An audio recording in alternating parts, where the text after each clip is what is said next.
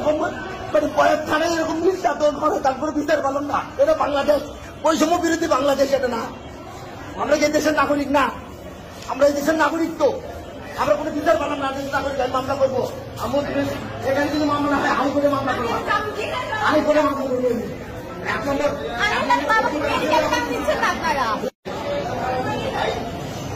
আমার বাথরুমের ভিতরে গ্যাস সন্ত্রাসী হামলা করে আমার মানে মৃত্যুর জন্য আমার উপর হামলা করছিল।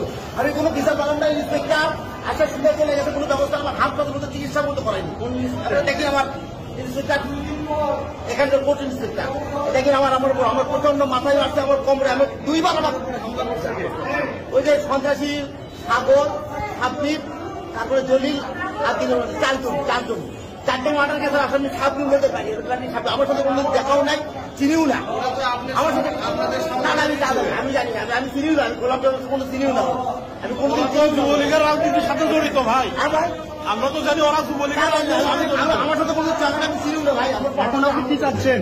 এখন আমি এখানে ওই যে টাকা টুকু নেয় এগুলো আমি কথা বলছিলাম, এই কারণেই আজকে আমার উপর হামলা করতে ওদের খাবার দিচ্ছে না দেখে, ওদের খাবার দাবার দিচ্ছে না দেখে অবৈধ মানে আমার উপর হামলা করছে।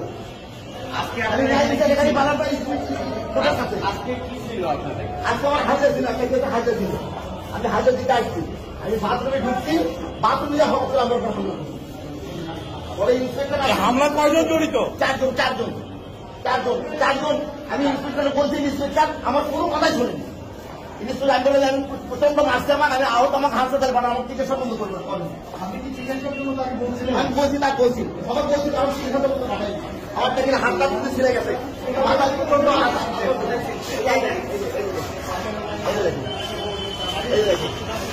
আমার বোনটা প্রচন্ড ভাবে আমার ছেলে দিয়ে লাঠি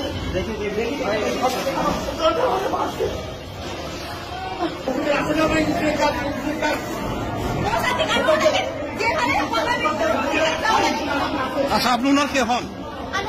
আচ্ছা বলেন তো কি শুনেছেন আপনি? এই পাশে কি শুনেছেন আপনি বলেন তো? আমি আশা করছি যে ইন্সপেক্টর মোসাদ্দেক ছিল, ওনার নেতৃত্বে ভিতরে হচ্ছে সাগর খুনি ও আরো চারজন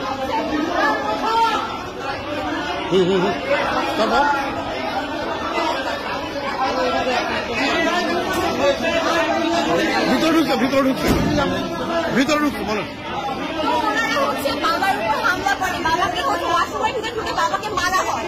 এটা তখন বাবা ওই ইন্সপেক্টর মোসাদ্দেককে বলে আমি একটার নাম নিয়ে উনি ওখান থেকে পালাই গেছে। আমার আসার পর ওনার কথা বলার চেষ্টা করছি, উনি আমাদের কথা শুনেন না, উনি এখানে চলে গেছে। ওখানে আরো ইন্সপেক্টর ছিলেন, ওনারা কিচ্ছু বলেন না। বাবাকে এখন মেডিকেল নিয়ে যাওয়ার কথা, মেডিকেল না নিতে ওনাকে আবার হচ্ছে জেলখানায় নিয়ে যাওয়া হচ্ছে। কেন নিয়ে যাওয়া হচ্ছে? আমরা এটা তো অবশ্যই বিচার চাই। এটা হচ্ছে মেন কথা। এখানে বাবা প্রথমে হচ্ছে ইন্সপেক্টর মোসাদ্দেক ওনার বিরুদ্ধে কথা বলছিলেন, কারণ উনি হচ্ছে ভিতরে টাকা নেন, মোটামুটি টাকা নিয়ে হচ্ছে আসামি থাকে, তাদের সাথে হচ্ছে কথা বলা যায়। এটার জন্য অনেক মোটামুটি টাকা নেন, বিরুদ্ধে বাবা কথা বলছেন। বলছেন আজকে বাবাকে এর আগে কোর্টে আসতে দিতেন না, আজকে কোর্টে আসানোর পর বাবার মৃত্যু একটা বললেন উনি, একটা হয়নি। এখন পর্যন্ত উনি নাই এখানে, ওরা সেটা কমপ্লেন করার চেষ্টা করছে, বাট উনি নাই এখানে।